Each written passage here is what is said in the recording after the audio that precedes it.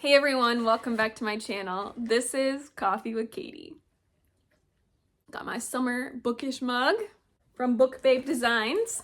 If you hear some crunching in the background, that is Legend. We got him this like Yeti. It's like this little toy, and then you put a cube in it and you heat it up in the microwave and they eat the cube. It's like edible for them and he loves it. And I made him one for filming because he was getting antsy. So he's crunching on that. So if you hear something, that's why. I'm sorry. He needed attention and I couldn't give it to him, so I had to give him something to do. An activity, some enrichment, if you will. So today's video is going to be my June TBR. You know how these videos go at this point, but this is going to be kind of a map of what I'm planning to read in June, and we'll see how it goes. The first two books that I'm planning on reading, I'm actually going to be listening to them because they are NetGalley audiobooks that I was approved for and I really need to get to. So that's what the first two are, and one of them is A Crown of Ivy and Glass by Claire Legrand. I've never read anything by Claire Legrand, but I do have Furyborn, the first in that, I don't remember what the trilogy's called, but the first book in that trilogy about angels. I've been really interested in reading that. I just haven't. I thought this one would be interesting because this is her adult works, and I got approved for the audiobook, so I'm going to go ahead and read that one and review it, which is exciting. This is book one in the Middle Mist trilogy. And I don't know a ton about it. I remember like hearing something about it a while ago, but I didn't retain that. So let me just look at what this is about. So it's about Lady Gemma Ashbourne, and it says that she seemingly has it all. She's young, gorgeous, and rich. Her family was anointed by the gods, blessed with incredible abilities. But underneath her glittering facade, Gemma is deeply sad. It sounds like her sister was taken to the Middle Mist to guard against dark magic, treacherous magic. Her mother left their family, and her other sister and father are in a blood feud with another family, and so it's just like a lot of chaos, and she's just kind of being overlooked. And it says that, worst of all, Gemma is the only Ashbourne to possess no magic. Instead, her body fights it like poison. Constantly ill, aching with loneliness, she craves love and yearns to belong. Then she meets the devastatingly handsome Talon. His family destroyed themselves, seduced by a demon, and Talon, the only survivor, is determined to redeem their honor. So she proposes a bargain. She'll help him navigate high society if he helps her destroy this Emily family that they're in a blood feud with. And there's a legend saying that there's a demon behind this family's power, so if they slay the demon, they end the feud. But attacks on the Middle Mist, where her sister is stationed, are increasing. Something terrifying is awakening, so it's like one of those mystery, like lurking, evil type stories. And it sounds interesting. I think this may be a little bit of forbidden romance as well, which is fine. I'm pretty excited. I don't know how I'm gonna feel about this book or this author, but I'm excited to give it a shot and just hope for a little bit of fun at least. It doesn't have a lot of good ratings, to be honest. The average rating on Goodreads is 3.26, so I'm a little nervous, but I'm excited to give it a shot. And the next one on NetGalley for me to review, Wings Once Cursed and Bound by Piper J. Drake. And this is book one in the Mythwoven series. This is already out. It came out in the beginning of April, but I got approved for it on NetGalley late, and I still would like to read it, so I'm gonna do that. And the first thing it says is, for fans of Sarah J. Maas and Jennifer L. Armentrout comes a bold and captivating fantasy. My wings unbound, I am the Thai bird princess, the canary, and no matter the cost, I will be free. Bennett Andrews represents a secret organization of supernatural beings dedicated to locating and acquiring mythical objects, tucking them safely away where they cannot harm the human race. When he meets Parapen? Rattata, I'm so sorry, I'm butchering that. It's too late, and she has already stepped into the red shoes, trapped by their curse to dance to her death.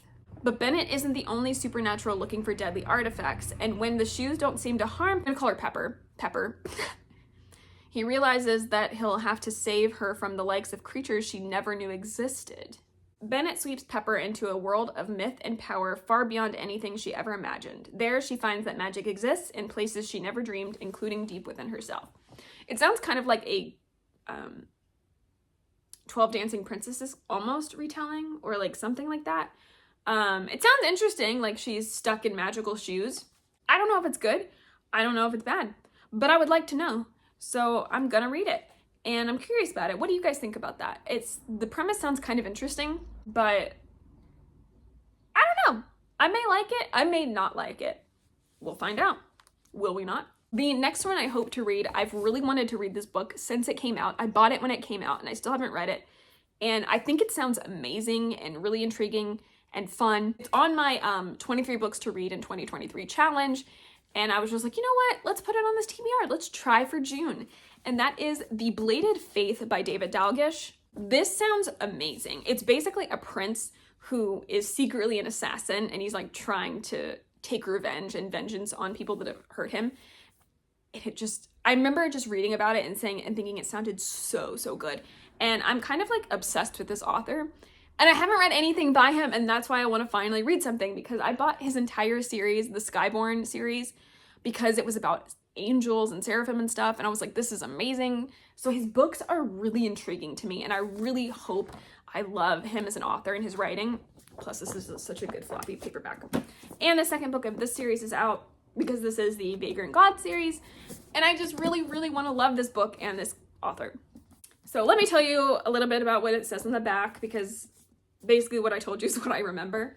It says, every shadow hides a truth, every hero hides a lie. A usurped prince will take up the mantle of a deadly assassin to reclaim his kingdom, his people, and his slain gods in this explosive start to a new epic fantasy trilogy. I feel like that's pretty much what you need to know, honestly, as far as I know. Gods were slain? That just seems crazy. I'm gonna read you this, review, this little blurb from an author, because I think it's funny. It says, an action-packed tale of the cost of empire and those who refuse to bend. Full of characters you'll love, The Bladed Faith is a delightfully stabby and oftentimes beautiful exploration of what it means to hold out hope against impossible odds. I'm just insanely intrigued by this. The cover's amazing, the story sounds great, and I would really love to read it. So I'm going to. Yay. The next one I also really need to get to, because I keep putting it off. Not like I'm supposed to read it and I keep putting it off, but I keep putting it off as in not reading it and not putting it on a TBR. And that is Iron Gold by Pierce Brown.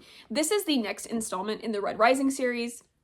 I consider the Red Rising series to be two separate, to be a trilogy and then this series.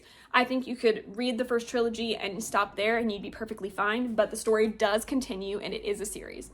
So this is the next one in that, and I've never continued since the trilogy, so I need to get to it. I really don't know how the story even continues. I'm gonna tell you about that now and learn for myself for the first time, because I don't know. I don't have any idea.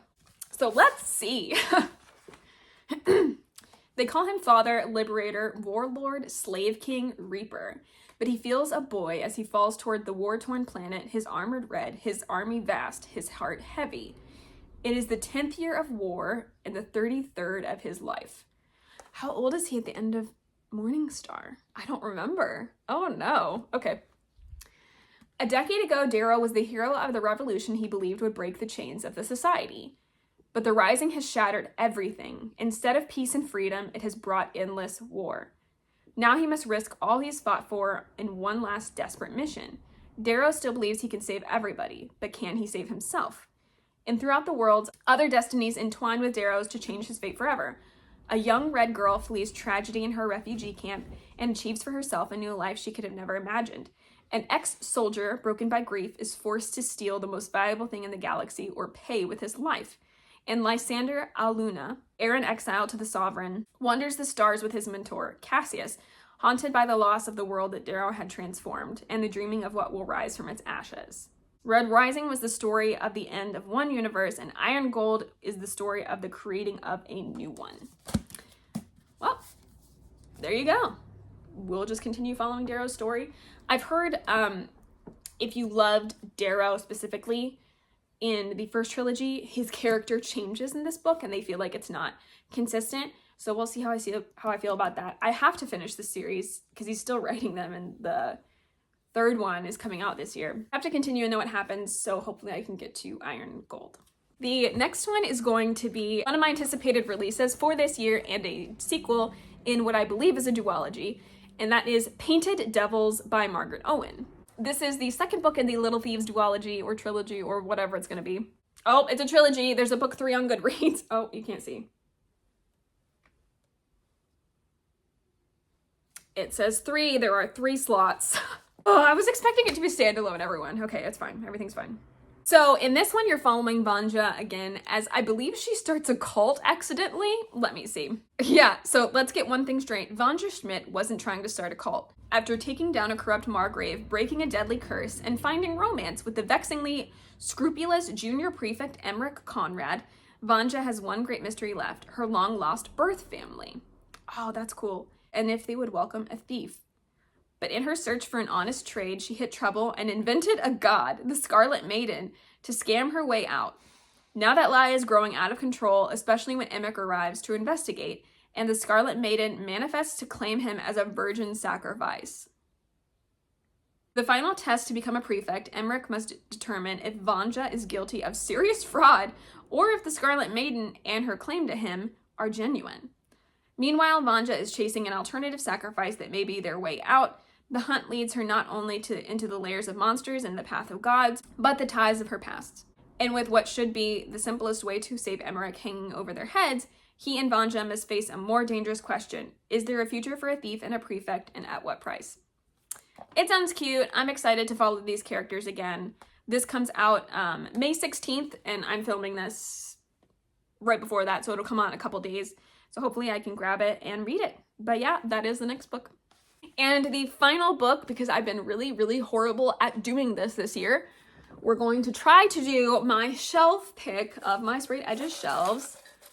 And I think this is from last time. Yep, this is from last time that I didn't do. So back in the jar you go, and we'll try to stir it up a little bit. And I think you know what this is, but basically I'm going to draw one of these, and it's going to be one of my book box books because almost all of them have sprayed edges, and then I try to read it. So let's see what we got. A Torch Against the Night. Okay, that's probably a good one because I'm really bad at finishing that series. So I drew A Torch Against the Night by Sabaa Tahir. This is the next installment in the Ember in the Ashes quartet. And I'm really bad about finishing this series for some reason, even though it was really good. I really liked the first one. So I gotta pick up Torch Against the Night, and this is the Fairy Loot edition. In Ember in the Ashes, you're following a rebel freedom fighter kind of person who goes undercover as a slave in this Roman Empire-esque society that's very corrupt and very evil. There is also a soldier perspective who's good, but he's trying to kind of be able to take down or rebel against this empire, and he doesn't really believe in it, but he's scared, and so he's kind of like following along, and then they kind of meet and team up essentially. But it's super dangerous, and like you don't know how any of them are gonna like survive, but it's really cool and I really enjoyed it. And my husband loves this series, so I really need to get to it. So it's a good thing that I picked up Torch Against the Night, so hopefully I can get to this as well. I'm also trying to finish more series, so you know, that's good. That's good. Well, those are all the books that I'm planning on reading in June. We'll see how I do. I've got some longer ones on there with Iron Gold and Bladed Faith. I feel like a couple of my TBRs have been a little bit too ambitious, so hopefully this is a little less, and hopefully I can get it done. We'll see how it goes. We'll see how it goes, you know? Please let me know if there's any books on here that you would like to hear my thoughts about specifically. But other than that, that is it for today's video. Please like this video if you liked it, subscribe if you want to, and I will see you next time. Stay safe and caffeinated. Bye.